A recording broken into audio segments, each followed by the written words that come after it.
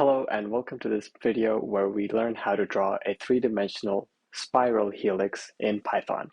In part one of this video, what we'll learn to do is trace out the path that this circular helix will follow. So let's take a look at how we'll do that in Python. So first of all, we can see here that I've already imported some modules into Python.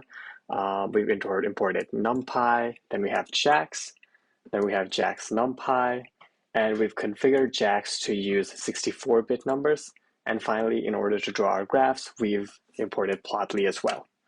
So the first thing to do would be to make an array of values for our time function.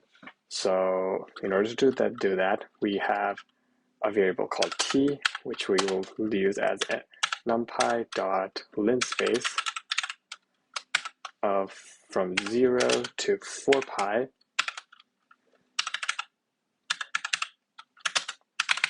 So what this basically means is that we're going to make an array starting from 0 to 4 pi with 100 numbers in between. After that, let's write our function. So we can see here that the question's already been given to us. The parameters of our helical path will be such that x is equal to 3 cosine of t, y will be 3 sine of t, and z will be 0.4 times t. So let's write that out as a function in Python. So we'll define our function as curve, which takes the variable t as its input, and we will try to calculate x, y, z as np.array, and we'll set square brackets. So our x value will be 3 times jnp.cosine of t, and then we have our y value, which is 3 times sine of t, so that should be jnp.sine of t. And finally, we have our z value, which is 0.4 times t.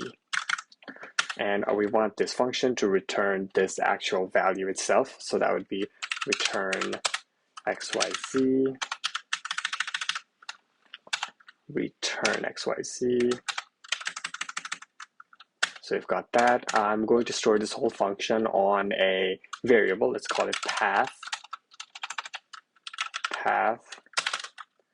And it'll give out curve at t. So we've got that, and this should technically give us our main function. We've got a warning there, but that's nothing to worry about. Now let's try to plot this out. So I'm going to start a new variable called fig, and let's start make underscore subplots.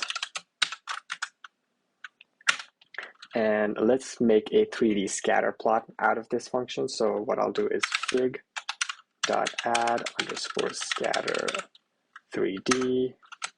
And here our x coordinate will be so our path variable will be an array of 3 values. In position 1, it will have the x coordinates. In position 2, it'll have the y coordinates, and in position 3, it should have the z coordinates. So our x would simply be the values in the first position of our path variable. So that is written as 0 to colon, which means it take all the values from 0 to however many variables there are. Our y and z will be written out in the same way, so I'm just going to copy paste that. Paste. So this would be y. Now we'll take the value out of the second position, which is indicated by 1, and our z value will be taken from the third position, which would be indicated by 2. Finally, I also want to add the mode of this as lines, because I actually want to see a path instead of just dots of the coordinates of these values.